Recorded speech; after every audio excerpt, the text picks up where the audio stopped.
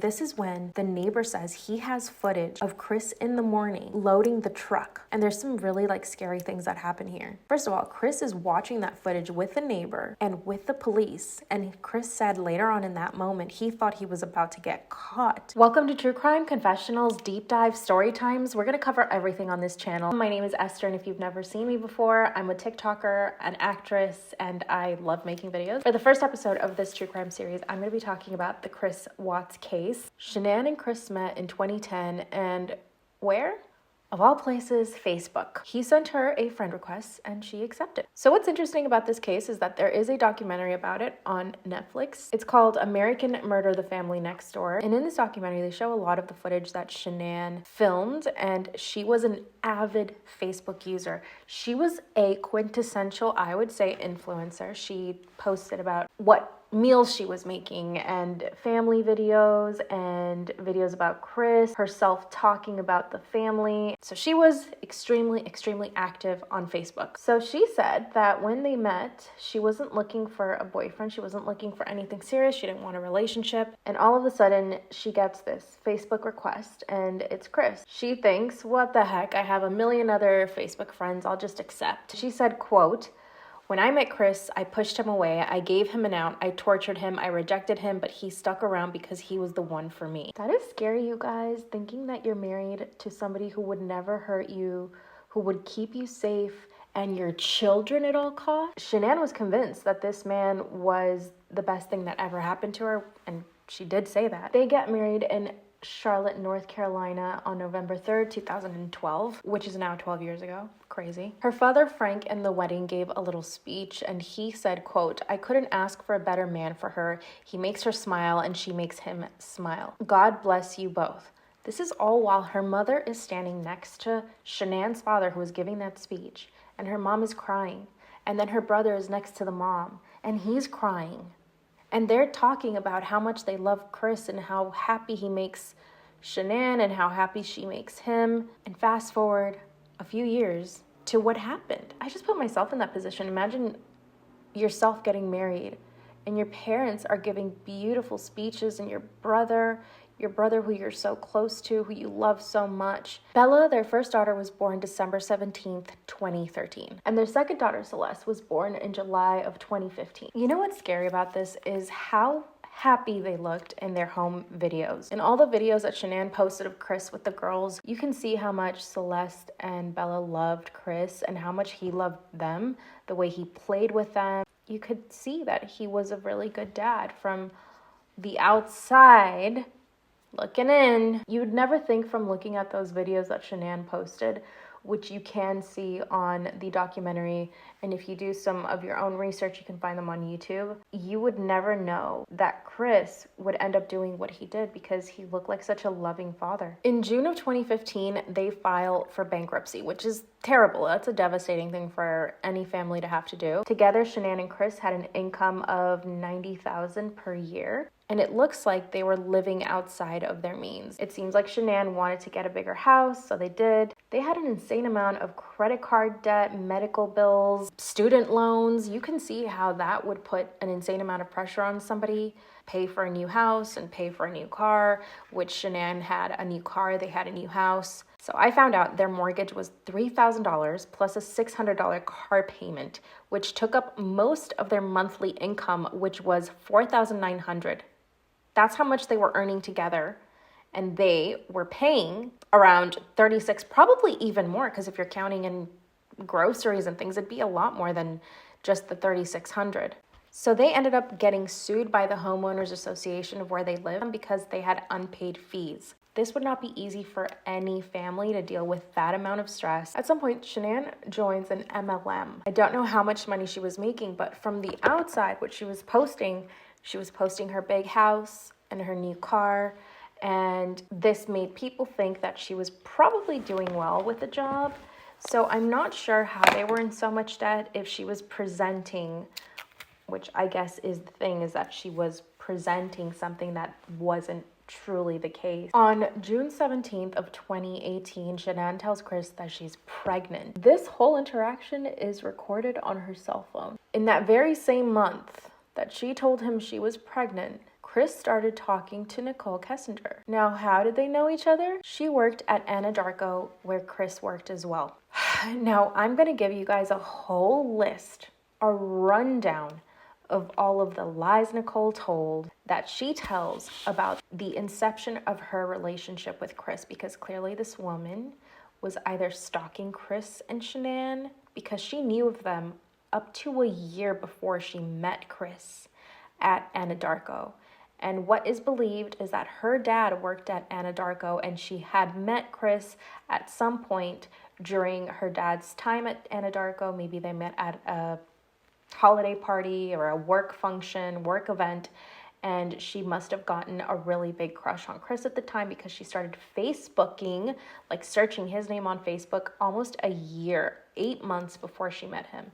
But this is the thing, she also searched Shanann on Facebook as well. What people think is she either had something against Shanann, maybe she met Shanann through the MLM, and maybe Shanann did something that Nicole didn't like. And then Nicole started looking at Shanann's life on Facebook, and it seemed like the perfect life. She had the perfect husband, the perfect house, the perfect, beautiful children, which they were perfect, the perfect car, the perfect job. She just had everything, and Nicole would have wanted that. So according to them, they met later in that month. So technically, Chris wasn't having an affair with Nicole just yet. So when he found out about the pregnancy, he hadn't been with Nicole yet. In the next month, in July, they start a schmexual relationship. A married man and Nicole Kessinger. And guess what? Nicole knows that he is married, okay? She's not some innocent bystander in all this. Let me tell you that right now. In that same month, Chris tells Nicole that his divorce to Shanann has been finalized. Liar. And this is all while Shanann was out of town in North Carolina with the girls. So Chris was alone for about 5 weeks. Of course, what else does he do? He starts an affair. That's what he does while his wife and his daughters are away visiting her parents and his parents as well. He starts an affair. What a great dad. While they're away, this is the first time that Nicole goes to their house on July 4th. She says they went on a date to a car museum because she just happened to have all the same interests that he did, of course. And they also spent the night at the Dunes National Park on July 28th. God, they're so adventurous and cool together. And then 2 days after that, he goes and joins his family on this trip. But before he leaves, he gives Nicole a love letter. While his pregnant wife and his daughters are waiting for him, he's writing love notes to his mistress and giving it to her before he leaves. Okay, I find this next fact absolutely creepy. I think Nicole is a dangerous freaking creep. On August 4th, a couple of days later, she starts Googling, get this, wedding dresses. That's the logical thing to Google when you've been seeing a man for a couple of weeks and he's got a wife and children. Yes, it's perfectly normal to start Googling wedding dresses. And she was Googling this for 2 hours. Picture yourself shopping for one particular thing for 2 hours. I mean, many of you probably have. I have, I'm sure. But for 2 hours to be completely consumed with the thought of finding a wedding dress to marry the man who's already married to somebody else, who has children, with a pregnant wife, with a baby on the way, a baby. His name is Nico. I think it's important to understand just how quickly the relationship between Chris and Nicole developed, because they quickly became obsessive over each other, which I do not think that is normal. I think, it's nice to have an infatuation at the beginning of a relationship and hopefully, throughout the relationship. But the way they were talking and communicating all the time, it seems like they were teenagers.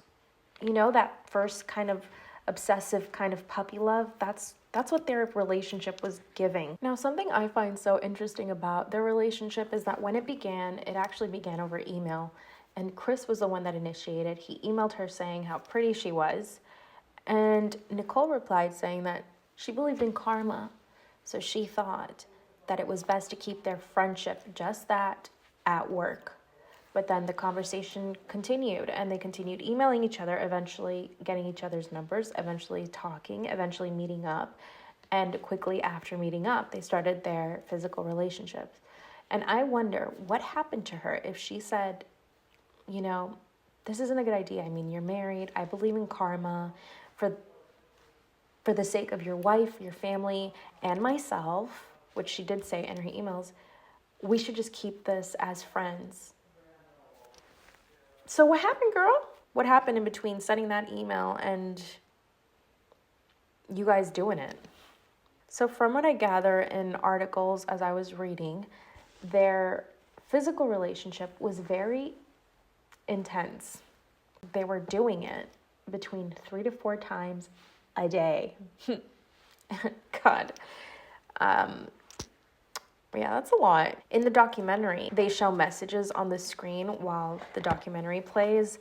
And Nicole had been messaging her friend about Chris. She had her friend looped in on the whole relationship. And part of what she said was that their chemistry was really intense and that they were extremely attracted to each other and that they could not resist each other.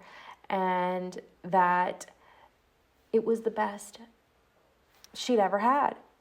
Up until that point, she had never been with anybody else who could make her feel the things that Chris made her feel. So when you put yourself in their shoes and you start to think about that, maybe you would become obsessed with somebody and not care that he's married and has kids and a baby on the way. I mean, I wouldn't. Something else that really disturbs me is that while Chris and Nicole were having this intense physical relationship, Shanann was sending Chris marriage counseling resources and how they can better their relationship through text message while she was away for those 5 weeks. This woman is over here thinking that they're going to work things out, and it's her husband. Of course they're going to work things out. They have children together. He loves her. All the while, he is with someone else. My mother-in-law just came and asked me if I want Greek salad. She's so sweet. The way Chris was able to hide this relationship so well was that he had an app on his phone that was disguised as a calculator, and when you put in a code, it would reveal messages and photos that him and Nicole had been sending each other. They were in an app that was disguised as something completely different, so he was smart about it. I'll give him that, you know? He hid the relationship really well, but he couldn't hide the way he was acting with Shanann. Shanann knew that something was up. I mean, when you stop kissing and touching your wife is going to think something is wrong, which is exactly what happened. Another way he got really good at hiding the relationship was that whenever him and Nicole went out to dinners, obviously he would be the one to pay. He would use gift cards to pay for those dinners. He would never use his credit card, which was linked to his shared bank account with Shanann. And this is when we get the infamous Lazy Dog restaurant incident. A few days before the murder, Shanann had gone on a business trip with one of her friends, and this was for her MLM business. Of course, Chris took advantage while the girls were at home with a babysitter and went to have dinner with Nicole at the Lazy Dog. Now, what he didn't account for was when he opened his wallet, he looks inside and realizes he doesn't have any more gift cards. And he could not muster up the courage, these are his own words, he could not muster up the courage to ask Nicole to pay for dinner. So he pulls out his credit card that is linked to his joint account with his wife, Shanann. And I don't know if Chris maybe didn't know this, but Shanann had notifications set on her phone. So anytime Chris used the card, it would send her a notification to her cell phone letting her know your card was just used at the Lazy Dog for $60. This is how Shanann realizes he is definitely cheating on me. So she starts messaging Chris saying like, what are you doing at this restaurant? And he says, oh, I'm here with some coworkers. And she's like, oh, but the charge was for $60. What did you order? And he says, oh, I just ordered some salmon. Shanann, being the way she is, went and searched for the restaurant menu online. And this is when she finds out the salmon was about $20. And one of his drinks maybe would have been $5. So how did he end up spending so much money if he hadn't paid for somebody else? Now, I don't know what the conversation looked like between them at this point through text message, but as you can imagine, he was probably lying all over the place, telling her, oh, making up who knows how many excuses, but Shanann was not having any of it. Now, before we keep going with what happens after that, when she gets home from her business trip, because she did get home from that business trip that very night, but let's talk about Shanann a little bit before we keep going. And the reason why I want to talk about Shanann first is because there are many people on the internet that believe Shanann is at fault for what Chris did. And based on her behavior and how much she put her life, her kids, and Chris online, people believe that she has histrionic personality disorder. A person with histrionic personality disorder seeks attention, talks dramatically with strong opinions, is easily influenced, has rapidly changing emotions, and thinks relationships are closer than they are. That's way too much. How much did I apply? Okay, disclaimer, I do not know if Shanann had this, if she had histrionic personality disorder. I do not know. And who is anybody to try to psychologically break down somebody who was murdered by their husband? But there are certain things that Shanann did, that she said about herself, that Chris said about her, a little bit like what I just mentioned before. Now, one of the indicatives is that she had an insane amount of friends. She was always talking to her friends, always texting her friends. Like, her friends knew where she put her shoes when she came home. She would update her friends about having cooked dinner and what she was doing. She literally told all of Facebook her business. And that is one of the characteristics that people say indicates that she might have had this. So the way that Shanann interacted online with her following was essentially to try to sell them the MLM. And this allowed her to make large amounts of money in a short amount of time. Now, I don't know if she was making large amounts of money. I don't know. But if she was, why did they have so many financial problems? I think that's something that is a reoccurring theme for them, is that they're always struggling financially, yet Shanann has this great job, or at least to present it as a great job, and it appeared like she was making a lot of money. On the outside, she seemed like a very highly agreeable person, but when she didn't get what she wanted, she would throw tantrums. And this is something that she herself said about herself in some videos. She said that she was pushy and she was a little bit controlling, and that she did it for the benefit of the people around her. According to herself, and some of the videos where she spoke about herself and Chris, she would get really angry if Chris didn't do something she wanted or the way that she wanted. She was even quoted as saying that she likes things done a certain way, and her and Chris know that. And the way she says it in the video, it's just very matter of fact, very nonchalant. She seems so just accepting of the fact that she wears the pants in the relationship, which is exactly what she says in one of her videos. Some of our friends have even said that Shanann would make Chris ask her permission before posting pictures of himself. It's also kind of proven in the fact that she was receiving notifications for his credit card use. So she was either really suspecting that he was cheating on her, or it also blends in with the fact that her personality is just a little bit more controlling. Shanann herself said that she was the dominant one in the relationship, and you can see it evident in her videos where she posts Chris a lot of the time. She's telling him what to do. She's telling him what not to do. She's telling him what to say. You can tell that's just the dynamic of their relationship. But in those videos, you would never think, well, this guy's going to end up harming his wife because she is this way. And also, there exists communication. If you're not happy with the way your husband or wife treats you or controls you, you have a voice. You can talk, and you guys can try to work things out. And you guys can talk things out, which is something that Chris did not and would not do with Shanann. He would never talk about what was wrong. He just denied that anything was wrong. Okay, one of the things that I don't know if this is true or not, and by the look of some of the videos, it seems like Shanann would put the girls in situations where they would have to feel upset, and Shanann would kind of egg that on, them feeling upset. And the theory is that she did this because she wanted people to watch her videos, and she wanted people to think like, oh my God, she's so funny, she's so cool.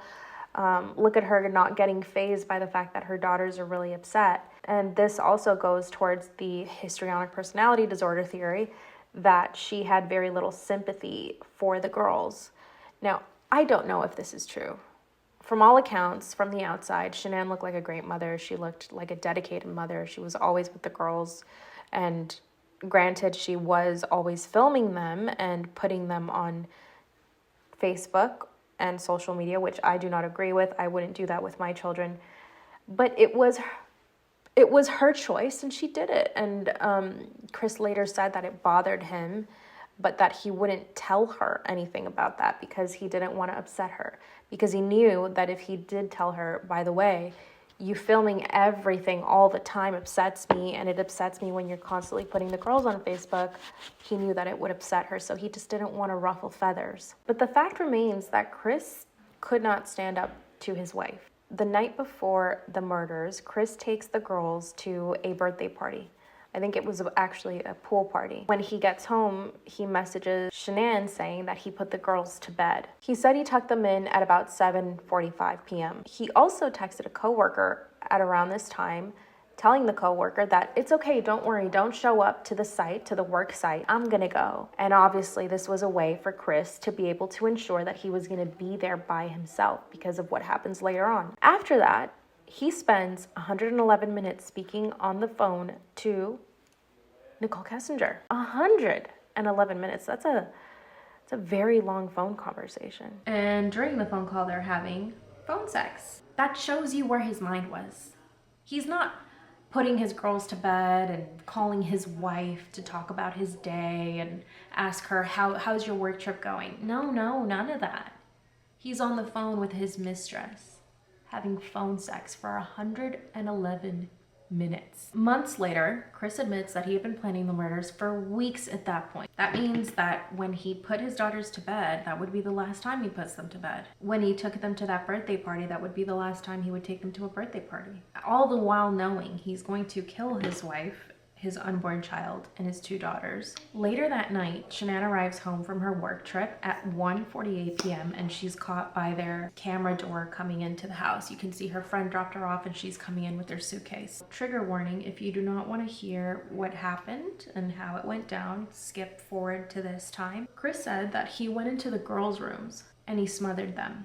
He thinks his daughters are dead. So he goes into his bedroom, which he shares with Shanann, and according to him, they have a conversation and he confesses about the affair, and that's when Shanann threatens him and says, you'll never see the girls again. This is when he says that he is totally enraged at her saying that he'll never see the girls again, that he chokes her. And this is when the girls come back in to the room and he realizes, I'm going to have to kill them again. He puts Shanann's body into the car and then he tells the girls to get in the truck. The girls go and grab blankets and some stuffed animals and they get in the car and they're upset. He says that they're sniffling. They know something's wrong with their mom, which is so sad. He drives an hour away to the work site that he told his coworker not to show up to, ensuring that he's going to be there by himself. One of the things that I find very disturbing is that in the moment where the girls are in the car with him and Shanann is dead, the girls are upset. Maybe they might not know exactly what's happening, but they're upset, and he says that in that moment he had no desire to comfort them. He didn't care. He said he didn't feel anything.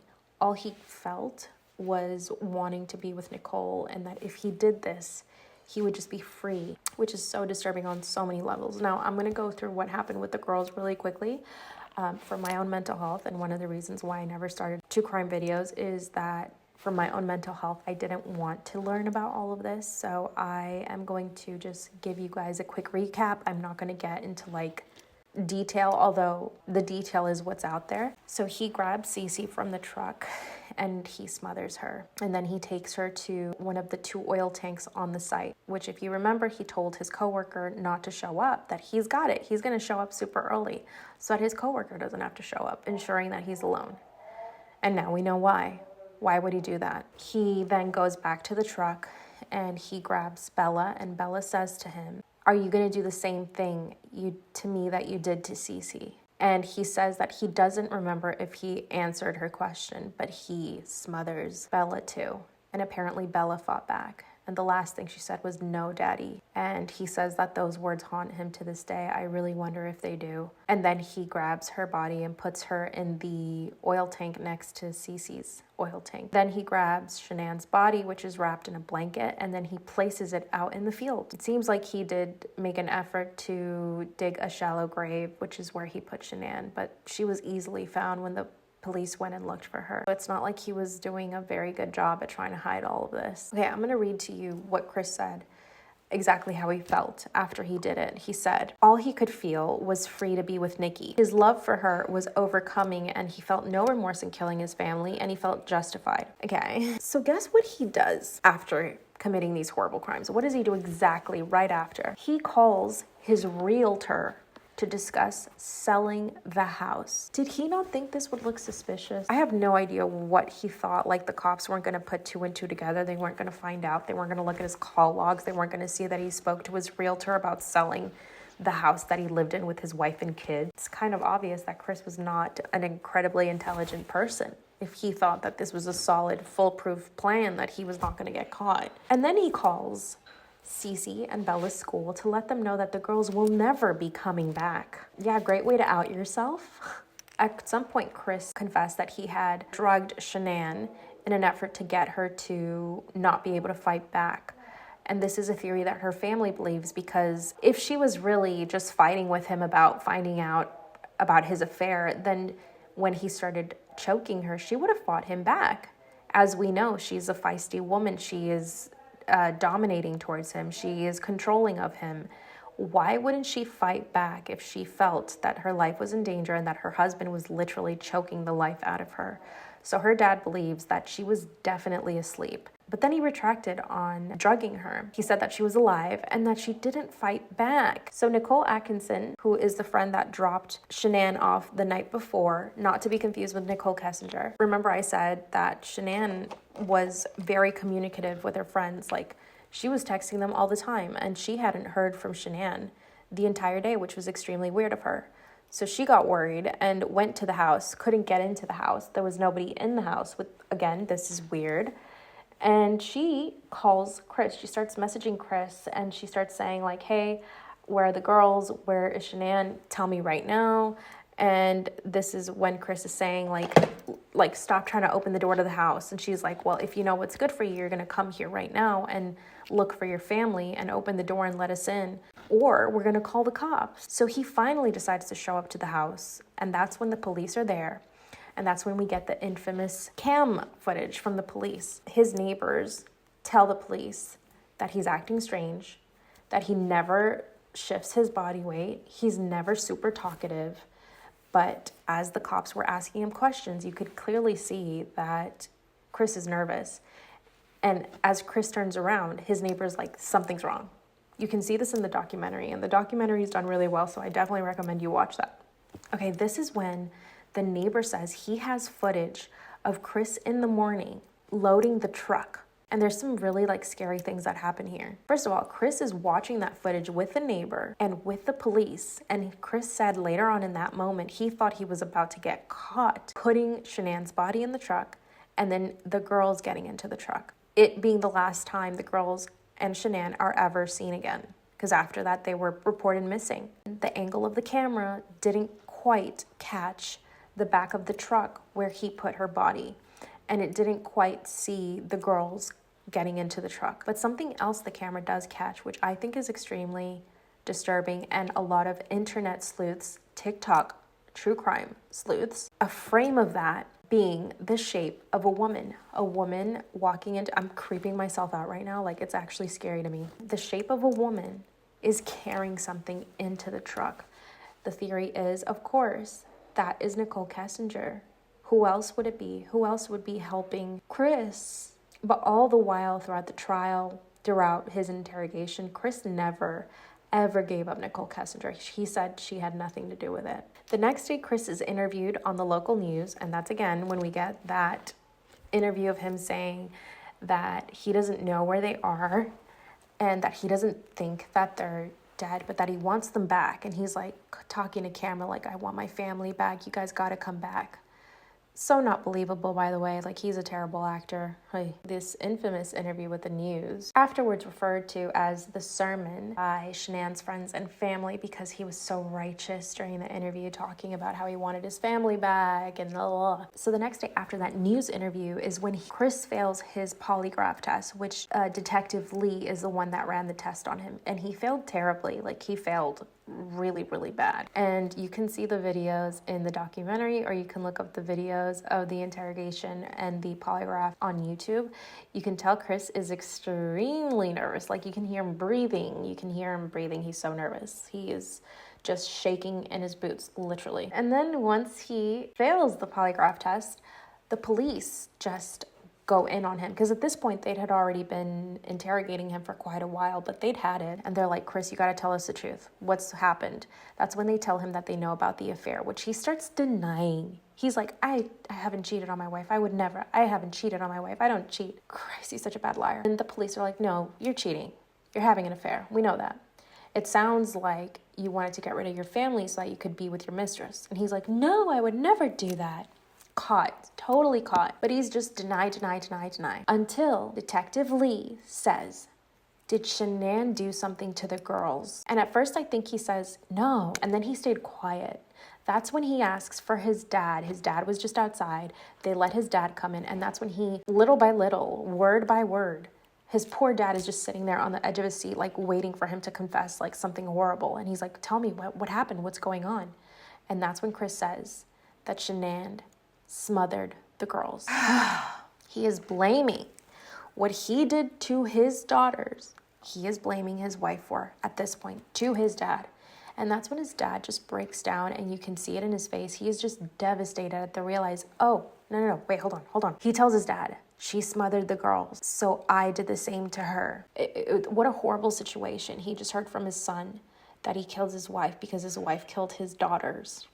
And of course his dad is going to believe him. The detectives come back in and they're like, okay, tell us what happened.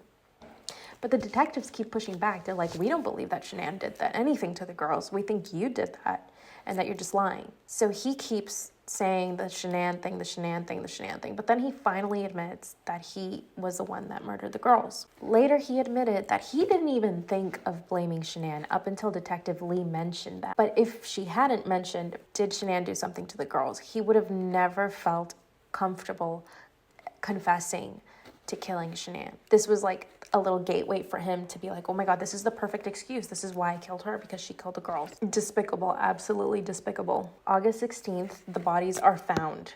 He finally tells them where the bodies are, and they go and retrieve the bodies. The police officers who had to retrieve the bodies and the coronary people said that they had suffered an insane amount of PTSD from recovering the bodies, because it was just their bodies were in really bad decomposition states because he had put them in crude oil. So the day that the bodies are found, this is when Nicole Kessinger is quoted as saying, I'm going to read this. I legitimately think his cheese was sliding off his cracker long before he met me.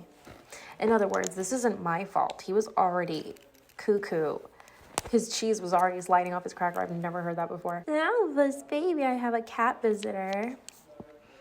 Hola, mi rey angelito lindo de Dios cochichito, bebé, ¿cómo estás? On September 1st, a funeral was held for Shanann, Cece, Bella, and Nichol, which was their unborn son, who they had already named, by the way. Nichol, what a beautiful name. And during the funeral, her dad was quoted as saying, you are nothing but pure love, always caring for everyone. You will always be daddy's little girl. Just what a horrendous thing to have to go through. Okay, something I forgot to mention about Shanann was that she did not get along with Chris's parents. In fact, when she was visiting them in North Carolina during those 5 weeks that they were apart, Chris's mom says she didn't know about Bella's severe nut allergy, and she bought ice cream with a bunch of nuts and all these other things that weren't good for her that she was allergic to. Apparently, Shanann reacted in a way that was accusatory and telling her, like, are you trying to hurt her on purpose? This became a huge fight, so much so that Chris's parents kicked Shanann and the girls out of their house because of the ice cream debacle. Later on, Chris's mom said that she didn't know about the allergy. I mean, what the heck? How would you not know that about your grandchild? I don't know. They always thought that she wasn't good enough for him and that she was controlling. And so that's exactly what happened, the events that led up to the murder and how it all went down. But now we need to talk about another person who a lot of people think was involved, but will never admit to it, and Chris will never admit that she had anything to do with it, which is Nichol Kessinger. During the interrogation, the detectives asked her if she ever said anything to him that would persuade him to killing his family. Did she ever say, hey, that, if your family wasn't around, we could get married, and if you stay with your pregnant wife, I won't be with you, I'm going to break up with you. She denied all of that. I have a full page of shady things that Nichol Kessinger did. The only reason she came forward is because one of the Anadarko managers, after everything went down, after the girls and Shanann and Nico went missing, this manager started going through emails and found the initial emails and proof of the relationship between Nicole and Chris. Someone else at Anadarko overheard that this manager found the emails. So they alerted Nichol Kessinger. So Nicole knew that this manager was sending these emails to the police, which they did. So she quickly ran to the police and was like, hey, I'm the mistress. I'm over here. And I just came out of the goodness of my heart to let you guys know that I've been having an affair with him. And here I am. So that's the only reason why she actually showed up to the police. Not because she wanted to help, but because she knew that she was going to get caught anyway. Seems like you're trying to hide something. She also lied to the police by saying that she did not know Chris was married, even though in their emails, when they first started talking, she said, we shouldn't talk like this. I believe in karma. We should just be friends at work. Another lie. She said she didn't know about the marriage. Of course she did. Of course she knew about the marriage. She had already been searching Chris and Shanann on Facebook months before she even met Chris. So she knew about the marriage. She also lied about having been in the house only once, which they know that she had been in the house more than once. She said she didn't know Shanann's name. If you did a search of Chris, you'd know that he's married to Shanann because it's all over his Facebook and it's all over her Facebook that she's married to him. Okay, another thing is on the day that they were reported missing, that Shanann, Cece, Bella, and Nico were reported missing, she Googled, can cops trace text messages? How long do phone companies keep text messages? Difference between text message content and text message detail. She then deleted her search history after searching all of these things. 6 days later, she searched Amber Fry, who was Scott Peterson's mistress back in 2002. Scott murdered his pregnant wife, Lacey Peterson, and then his mistress came forward, Amber Fry came forward and told the entire world about it. She said she didn't know that he was married. And she was definitely innocent of any wrongdoing. But the fact that Nichol Kessinger is searching Amber Fry and she's searching how much she made up on her book deal and her net worth, wow, could you be any more obvious? She also searched, do people hate Amber Fry? At 6:16 a.m. the morning of the murder, her phone pinged near the area of Frederick, which is where Shanann and Chris lived with the baby. Her phone was there. Their house was more than 20 minutes away from where she lived. And at 6 in the morning, she was there. The morning of the murder. After that, she did not use her phone until 2 p.m. And the theory is that by the way, I got this information from a YouTuber, and this girl has an amazing channel. She did wonderful research. She found out through call logs that Nichol Kessinger didn't use her phone till 2 p.m. later that day, apparently because she realized her phone pinged near their house. So she was afraid to use her phone up until 2 p.m. later that day. And guess what she did? She calls her spiritual advisor, who happens to practice sex magic. That is bizarre, wild, and disturbing. At 5:01, she calls Chris twice, but he doesn't answer, and she deletes those calls. He calls her back, and she does not answer. And then she also deletes those calls too. She said she had no idea what was happening at the time, but why are you deleting all these calls if you don't know what's happening? You don't know that his wife and kids have been murdered. You don't know that they're missing, but you're trying to get in contact with him and you're deleting his calls. She also said that she did not remember what the phone call, the 111-minute phone call, she said she doesn't remember what it was about, even though they were having phone sex the night before the murder. I don't believe that. Okay, so what's the problem with all of this? Yes, there's so much proof. Her phone pinged by the house, but she was never investigated. And the reason why she was never investigated was because Chris confessed. So at the point where Chris confessed, they were like, well, we don't have to investigate her. Chris just confessed. We know he killed him. So what does it matter what her involvement is or that her phone pinged right at the tower near their house. Her father was also in the interrogation room with her and was very aggressive in his way of telling the detectives not to ask her leading questions, which is a perfectly legal thing that investigators can do during an interrogation. Her dad was literally there the whole time saying like, no, don't ask her this. The fact that he was even in the interrogation room is extremely problematic. She had possibly given him 2 motives for killing his family. Number 1, that if she knew Shannon was pregnant, she would never have continued the relationship. And number 2, she told detectives that she would never be with somebody like Shannon who wanted to live outside of their means to make people believe they had more money and that they had a fancy life. And if she was saying these things to Chris, then he was probably eating that up, thinking like, oh my God, she's right. I shouldn't be with Shanann. I shouldn't be with somebody like Shanann who wants to spend money and live outside our means, and I can't afford this and we can't afford that. These are all motives for him to get rid of them, whether she admits to it or not. On the night of the murder, on the call logs between Chris and Kessinger, it is shown that they were calling each other throughout that night, including when a detective called Chris, and according to the call log analysis, Chris had possibly been trying to get Nicole on the call with the investigator, like 3-way calling. But he wasn't able to do it. So he had called the detective on his work phone and then Kessinger on his personal phone so that she could listen in on the phone call. She was literally on the phone with him when he was talking to investigators.